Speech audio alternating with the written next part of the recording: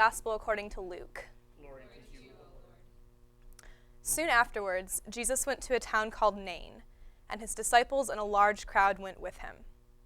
As he approached the gate of the town, a man who had died was being carried out.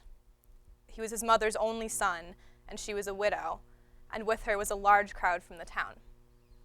When the Lord saw her, he had compassion for her, and said to her, "Do not weep." Then he came forward and touched the bier, and the bearers stood still. And he said, "Young man, I say to you, rise." The dead man sat up and began to speak, and Jesus gave him to his mother. Fear seized all of them, and they glorified God, saying, "A great prophet has risen among us, and God has looked favorably on his people." This word about him spread throughout Judea and all the surrounding country. The Gospel of the Lord. Praise to you, O Christ.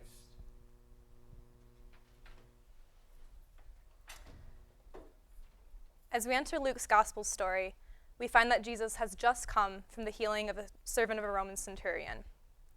This has caused a bit of a ruckus, and a large crowd follows Jesus as he goes to the town of Nain. The crowd pulses with nervous energy that hovers around this wise teacher, this healer, or maybe more. There's a buzz in the air. Who is this man? Jesus walks at the head of this large buzzing crowd, and they encounter another large crowd, a funeral procession. The funeral processions we see in our time literally stop traffic as car upon car travels with the hearse to the cemetery. But this funeral's crowd was an even greater interruption. In that time, people were hired specifically to wail loudly throughout the procession. This large crowd of mourners would not have been crying quietly into Kleenex, but grieving, wailing loudly. At the gates of Nain, these two crowds are on a collision course, the excited crowd following Jesus and the wailing mourners carrying their dead from the city. There's a confusing babble of excitement and grief and noise and dust kicked from multitudes of feet and bodies crowding each other. In a word, chaos. Large crowds colliding and utter chaos. We're not strangers to that feeling. I've had that physical sensation of a crowded concert venue, the noise and energy from hundreds of bodies vying for space. But even more so, that chaotic feeling can creep into our very thoughts. We're not strangers to chaos. We're at that midpoint in the semester where everything starts to pile up. I have 3 papers to write and 30 emails to send, and the replies to those 30 replies, and a party to plan. I'm not sure if I reserved freebies yet, and I think I lost my Craddock book. I don't even think I got to those readings last week. And a chapel meeting at 10, possibly noon, and cooking dinner for 6 and driving 2 hours in the rain for an hour-long meeting at MIC. And my boss asked if I could cover another shift or switch when I'm already losing sleep getting up for that 7:30 morning shift, and I really should call my mom, but then I just want to talk for an hour, and I'm down to eggs and rice, and that is not a balanced dinner, and rent is due again, and then, and I don't even have a spouse or kids to worry about. We're not strangers to chaos. But that chaos can really cover what desperately needs to be healed. In those few spare moments in the middle of our overworked and overstressed mess, we hear whispers of what sits at the core of that chaos. Will my committee endorse me, or has this past year been a delusion and a waste? Will I never spend Christmas with my family ever again, and will that chasm never be bridged? Am I still too young and irresponsible for what I'm called to do? Will I never have a husband or kids to worry about? Will my kids be all I ever worry about? Have I lost a friend for good? And will this pain ever be healed? That chaos does a really good job of covering those deeper wounds. But in this story from Luke, Jesus doesn't seem to notice all that chaos. At the gates of Nain, in the midst of the excitement and the grief and the noise and the dust, he notices the widow who has now lost her son, her only son. He has that gut-wrenching compassion when he sees her, because a widow in that time would have been utterly at the mercy of her family support system.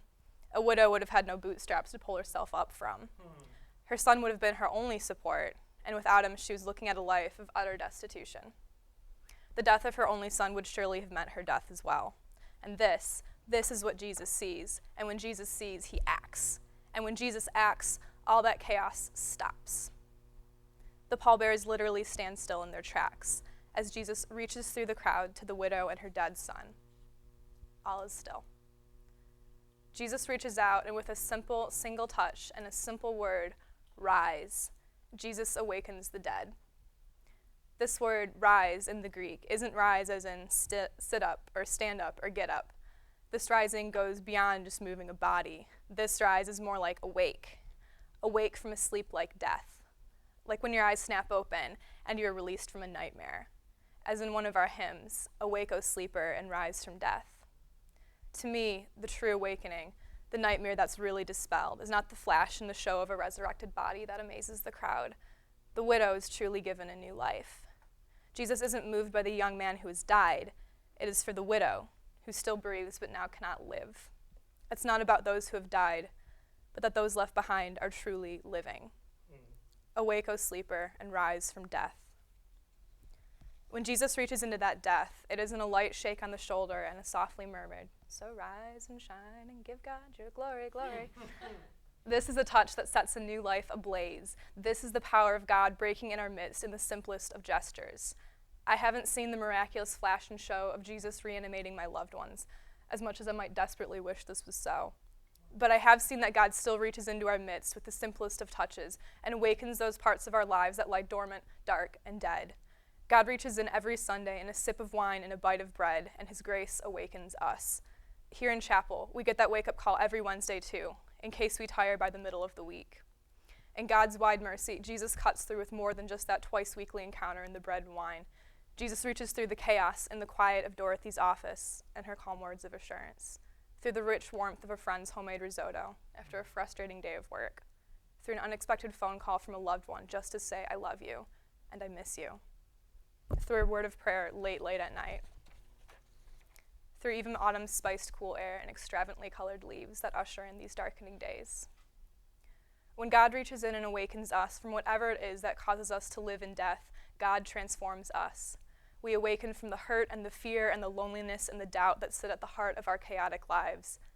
And refreshed, we are able to be the people God has raised us up to be, secure that we are exactly where we need to be.